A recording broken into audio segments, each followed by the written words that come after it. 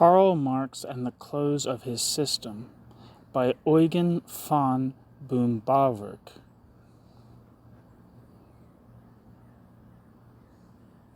Introduction.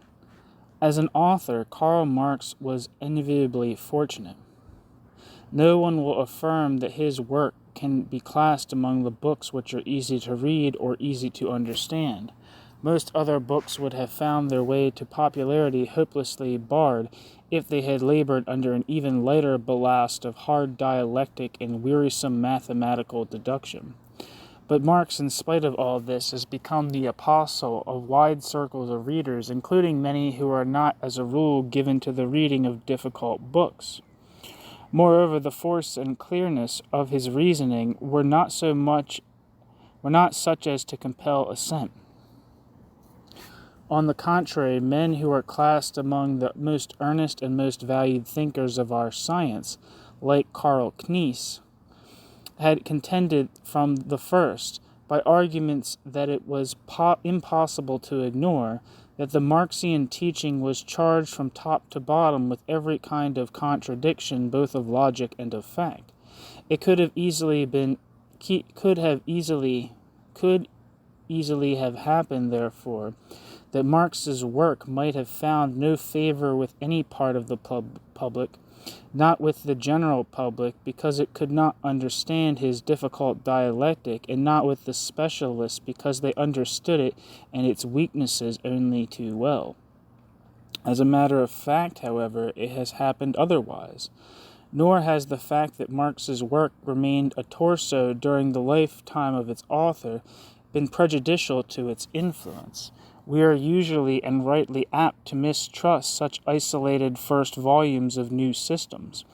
General principles can be very prettily put forward in the, quote, general sections, end quote, of a book, but whether they really possess the convincing power ascribed to them by their author can only be ascertained when in the construction of the system they are brought face to face with all the facts in detail. And in the history of science, it has not seldom happened that a promising and imposing first volume has never been followed by a second, just because under the author's own more searching scrutiny, the new principles had not been able to stand the test of concrete facts. But the work of Karl Marx has not suffered in this way. The great mass of his followers, on the strength of his first volume, had unbounded faith in the yet unwritten volumes. This faith was, moreover, in one case put to an unusually severe test. Marx had taught in his first volume that the whole value of commodities was based on the labor embodied in those commodities, and that by virtue of this, quote, law of value, end quote, they must exchange in proportion to the quantity of labor which they contain.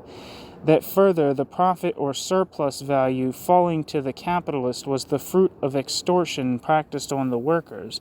That nevertheless, the amount of surplus value was not in proportion to the whole amount of the capital employed by the capitalist, but only to the amount of the, quote, variable, end quote, part, that is, to the part of capital paid in wages, while the, quote, constant capital, end quote, the capital employed in the purchase of the means of production, added no surplus value. In daily life, however, the profit of capital is in proportion to the total capital invested, and largely on this account, the commodities do not, as a fact, exchange in proportion to the amount of work incorporated in those commodities. Here, therefore, there was a contradiction between system and fact which hardly seemed to admit of a satisfactory explanation. Nor did the obvious contradiction escape Marx himself. He says with reference to it, quote, this law, end quote, the law, namely, that surplus value is in proportion only to the variable part of capital, quote, clearly contradicts all prima facie experience, end quote. But at the same time he declares the contradiction to be only a seeming one, the solution of which requires many missing links and will be postponed to later volumes of his work. expert criticism thought it might venture to prophesy with certainty that Marx would never redeem this promise, because, as it sought elaborately to prove, the contradiction was insoluble.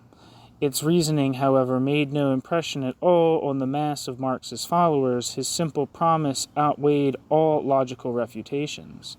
The suspense grew more trying when it was seen that in the second volume of Marx's work, which appeared after the master's death, no attempt had been made towards the announced solution, which, according to the plan of the whole work, was reserved for the third volume. Nor even was the slightest intimation given of the direction in which Marx proposed to seek for the solution. But the preface of the editor, Friedrich Engels, not only contained the reiterated positive assertion that the solution was given in the manuscript left by Marx, but contained also an open challenge directed chiefly to the followers of Rodbertus, that in the interval before the appearance of the third volume, they should from their own resources attempt to solve the problem, quote, how not only without how in the interval before the appearance of the third volume, they should from their own resources attempt to solve the problem, quote, how not only without contradicting the law of value, but even by virtue of the law of value, an equal average rate of profit can and must be created, end quote. I consider it one of the most striking tributes which could have been paid to Marx as a thinker that this challenge was taken up by so many persons, and in circles so much wider than the one to which it was chiefly directed. Not only followers of Rodbertus, but men from Marx's own camp, and even economists who did not give their adherence to either of these heads of the socialist school, but who would probably have been called by Marx, quote, vulgar economists, end quote, vied with each other in the attempt to penetrate into the probable nexus of Marx's lines of thought, which were still shrouded in mystery. There grew up between 1885, the year when the second volume of Marx's Capital appeared, and 1894, when the third volume came out, a regular prize essay competition on the, quote, average rate of profit, end quote, and its relation to the, quote, law of value, end quote.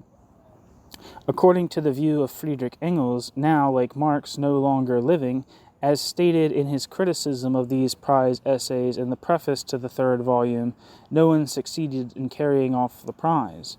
Now, at last, however, with the long-delayed appearance of the conclusion of Marx's system, the subject has reached a stage when a definite decision is possible. For of the mere promise of a solution, each one could think as much or as little as he liked. Promises on the one side and arguments on the other were in a sense incommensurable. Even successful refutations of attempted solutions by others, though these attempts were held by their authors to have been conceived and carried out in the spirit of the Marxian theory, did not need to be not acknowledged by the adherents of Marx, for they could always appeal from the faulty likeness to the promised original. But now, at last, this latter has come to light and has procured for 30 years' struggle a firm, narrow, and clearly defined battleground within which both parties can take their stand in order and fight the matter out, instead of on the one side contenting themselves with the hope of future revelations, or on the other passing Proteus-like from one shifting, unauthentic interpretation to another.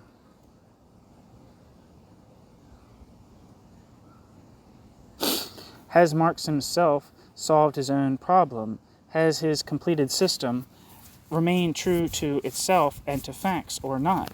To inquire into this question is the task of the following pages.